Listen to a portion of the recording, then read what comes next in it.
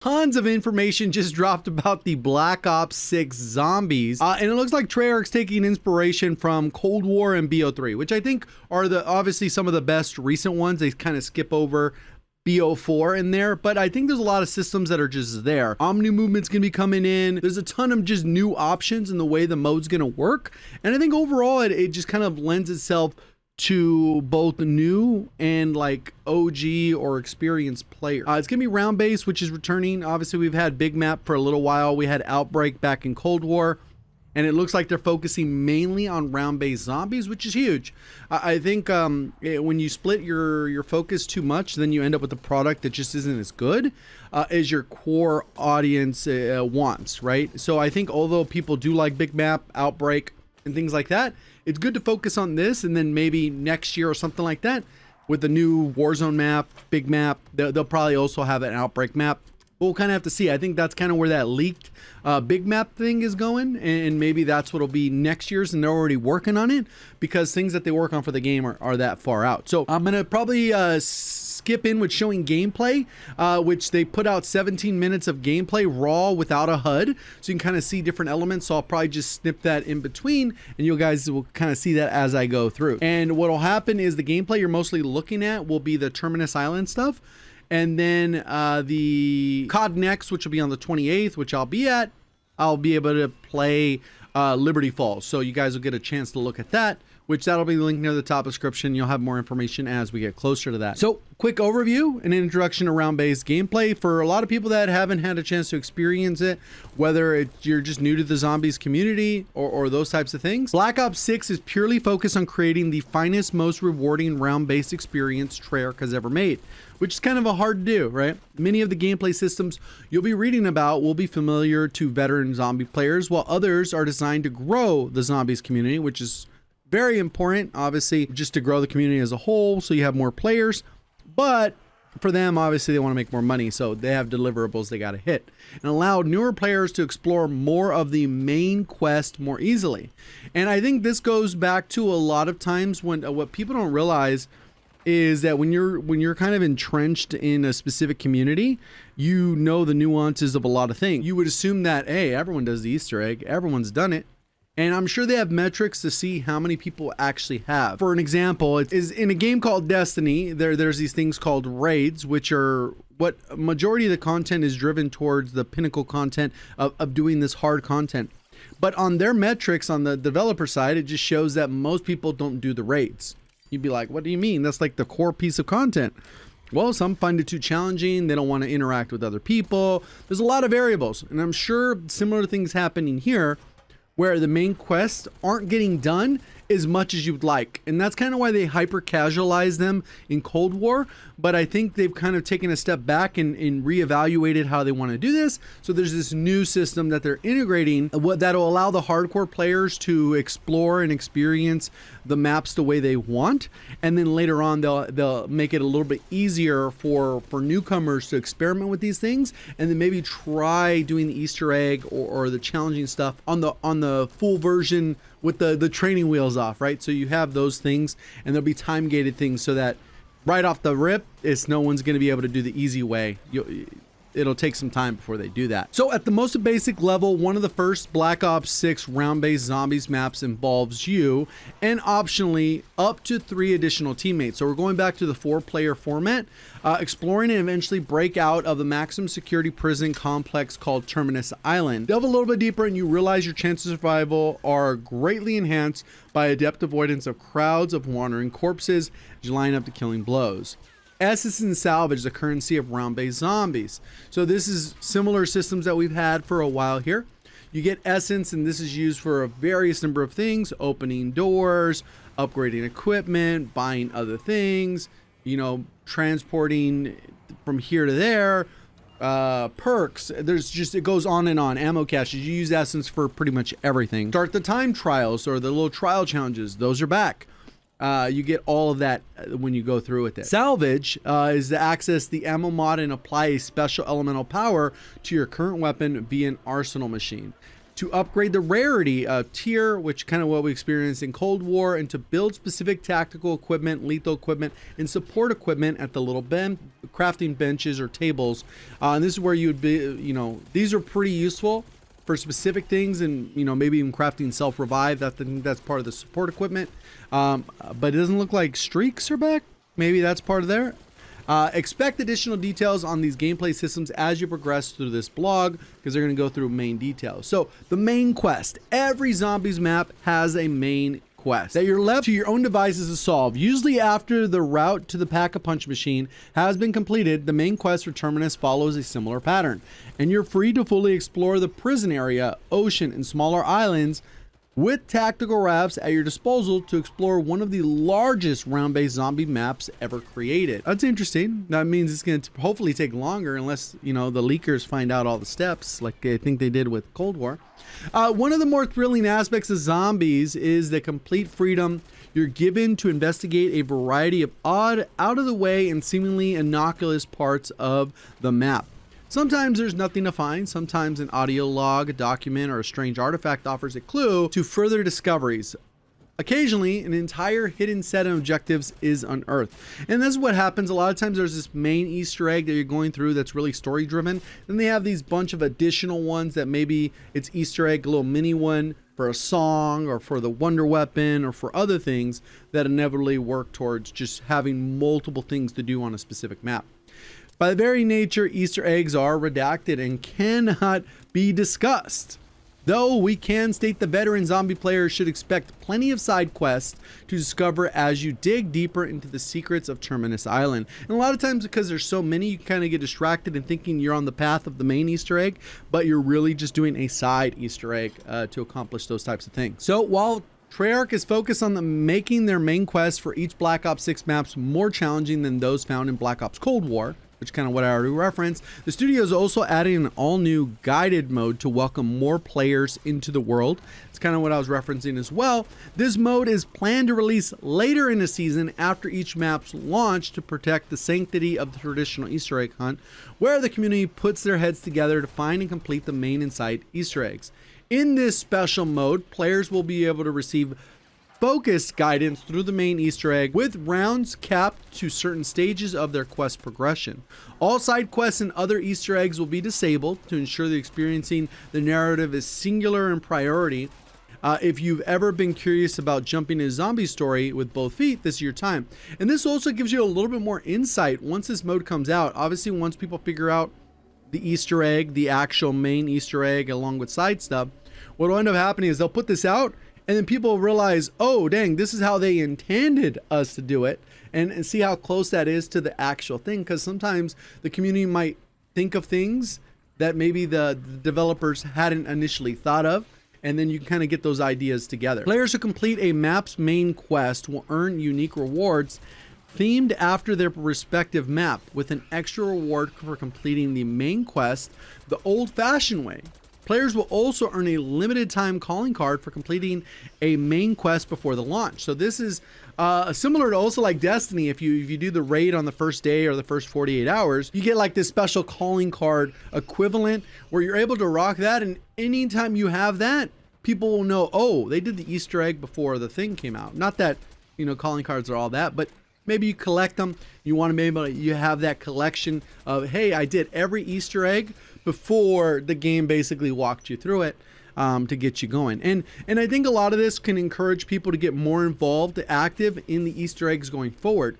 Because what will happen is once they drop this mode, somebody who maybe never experimented, they got their, you know, dip their toe in the water there and go, oh, this is actually kind of fun to kind of do the Easter egg. And then when the new map drops, then you maybe have more active participants in the community trying to solve it. Not everyone, but more. So exfil or expire. So at some point, even the most hardened, strategically focused zombie players need to extricate themselves from the relentless hordes. And once you want to leave Terminus Island, you can call upon a Raptor 1 to locate the landing site. And this is very similar to what we had in Cold War.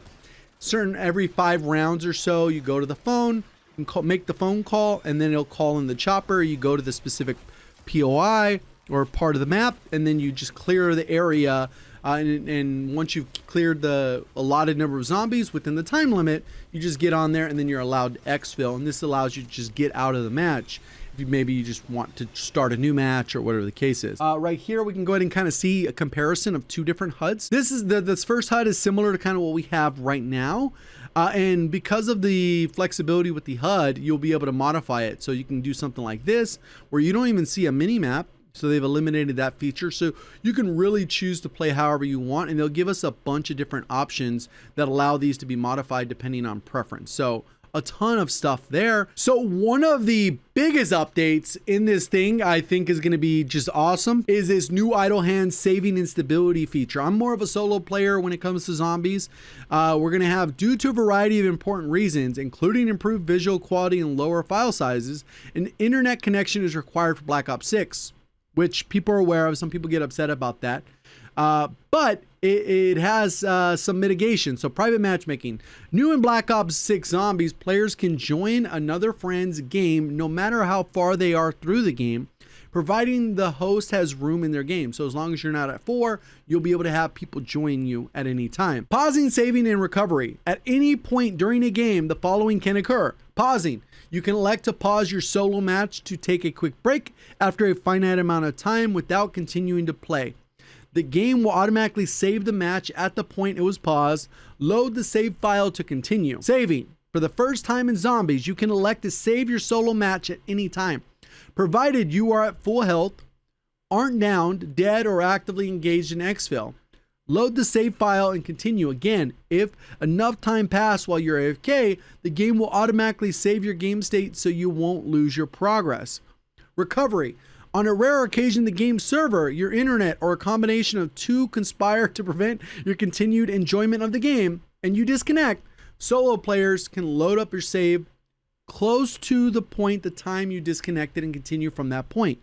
Squad players, if you disconnect from a squad match but the host is still active, you can rejoin and continue the match after a small period of time of spectating. Usually you just flip the round. I think this is huge, especially with all the issues they've had with not being able to pause, solo players being kind of screwed with Modern Warfare Zombies, and the other issues related to disconnects. This is just a huge W for the game. And then we get into the pre-game preparation. The augment system, I think, is very similar to kind of what we had in Cold War, where you can upgrade a specific perk, ammo mod, how many attachments you have on a weapon. But they kind of taken it a little bit step further, and they've added multiple augments, and you get to choose a minor and a major one. And they're leaving those for you to kind of discover. You're going to have 6 augments total, 3 for minor ones and 3 major ones, and you're going to have the flexibility to choose. Inevitably with these things, depending on what you're doing, there's probably going to be a meta, and people are just going to go, oh, we're going to use this minor and this major with these ones. So inevitably, but there will be a discovery period, which will be a lot of fun. For each perk, ammo mod, and field upgrade, you'll have these different flexibilities. Your main method of eliminating the undead consists of a primary weapon, your fist, until you find a second weapon in the match, and a dedicated melee weapon, either sharp or blunt, for when the situation gets even messier, as an alternate to the melee strike with the weapon. But so it'll probably hit harder too, which generally melee weapons hit harder than the butt of the gun. So that's kind of could be useful if you need to switch to that low rounds.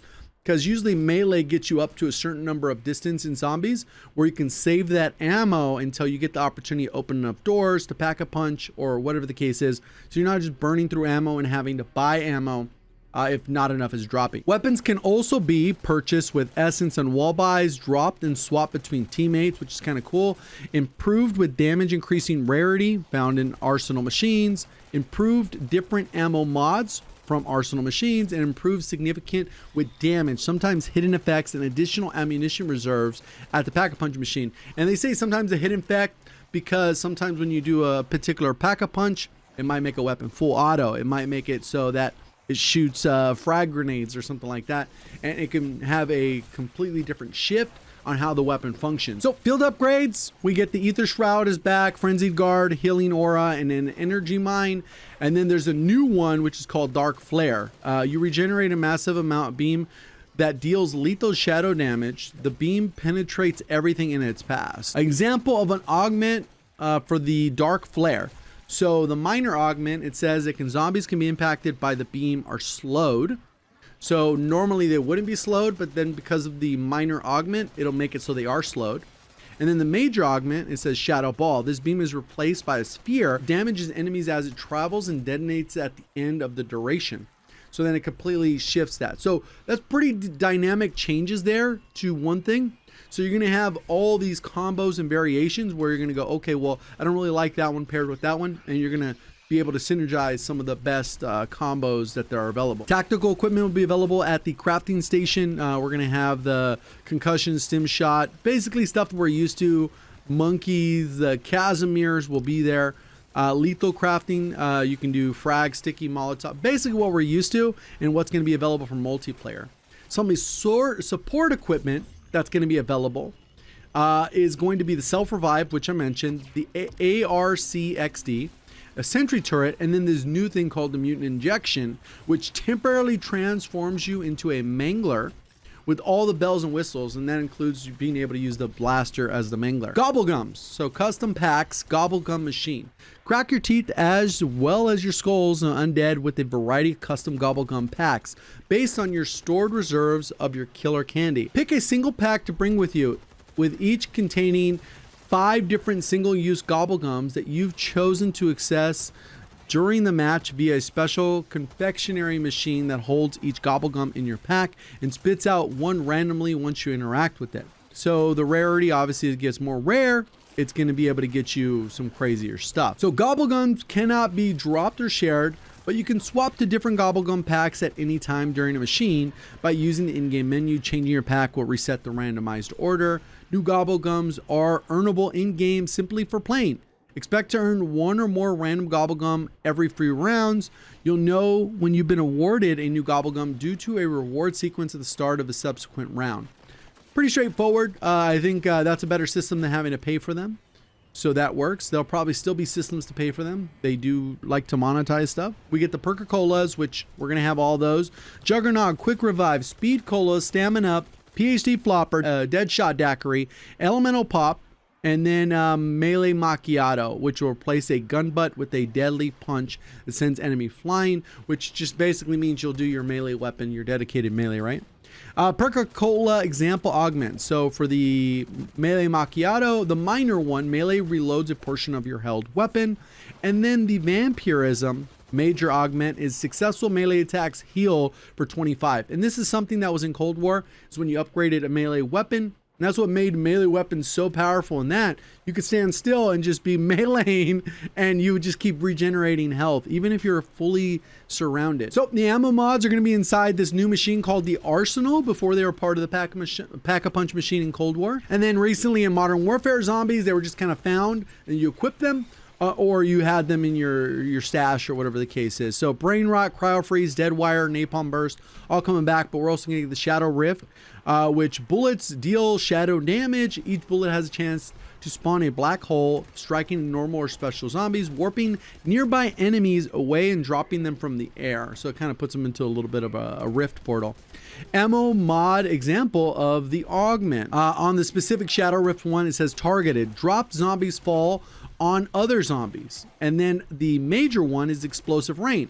Zombies that are dropped from the portal will explode on contact with the ground. So that's kind of cool. And then we get the rampage inducer, that's coming back. And that just allows you to breeze through the first 20 rounds a little bit faster. It is pretty aggressive for like more novice players. I wouldn't really recommend that. But it does help you get those initial 5 or 6 rounds done. So you get the cash, get out of the starting area, do the pack-a-punch, whatever you need. And it just kind of speeds those up. Instead of something that might take 15 minutes, it cuts it down to like 5. So it's more of like a speedrun type of strat for getting there a little bit quicker. Ground loot, there's salvage, which we've had before. And then we get the armor plates. And then the tactical, lethal, and support ammo mods, which are blue. So it looks like they've kind of gotten rid away the blue salvage that we had in Cold War. And they're just going to keep it to one type of salvage, which based off the HUD, that's kind of what it looks like. The tactical raft will be there, and that's how you're going to be able to navigate from different parts. Based off the gameplay, though, it looks like there's some monsters in the water, so it's not 100% safe to take the raft. You still got to be kind of alert. The trials, those are coming back. A lot of times the trials in Cold War would have you do a specific challenge. Once you got your rarity up, it would give you like a free wonder weapon or like all kinds of perks or just some other bonuses. So it could be an alternative like RNG style way to get upgrades or guarantee if you do enough of them. And then weapon rarity upgrades, the arsenal machine.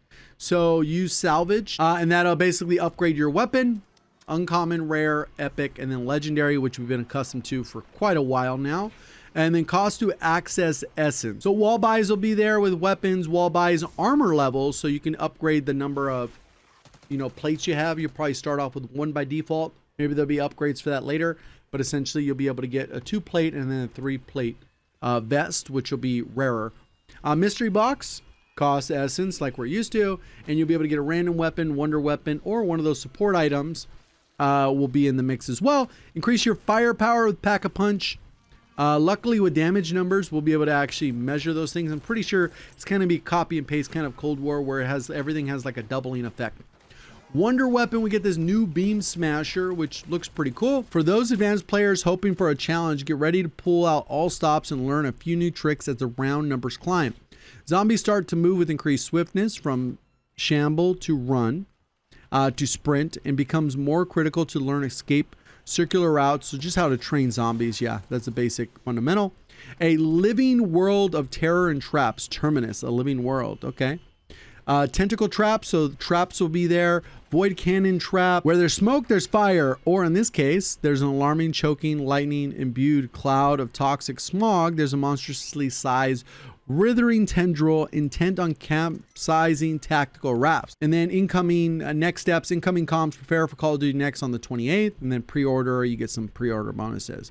Overall, I'm excited. I like round-based. I've always liked round-based. I've always liked big map since we've had that. So I think this kind of returning and then focusing on it is going to be awesome. Let me know, what are you most interested about this, and we'll see you on the next one. Thank you for watching. As always, have a great day.